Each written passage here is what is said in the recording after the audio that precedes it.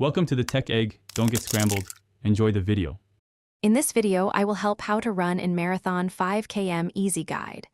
Begin by warming up for 5 to 10 minutes with dynamic moves to loosen muscles.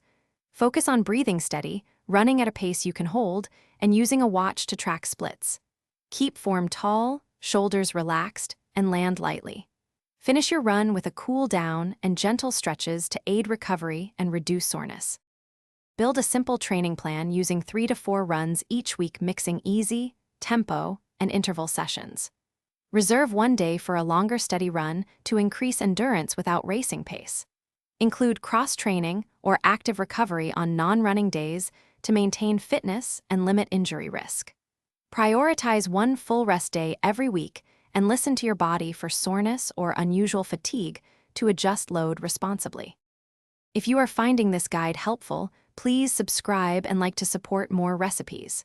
Quick recommendation: my go-to is the O-Ala water bottle because staying hydrated during long ferment and taste tests makes the process easier and more fun.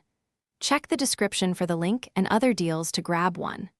Thanks for supporting the channel. Now let's get control. Thanks for watching. Consider subscribing if I helped unscramble your problems.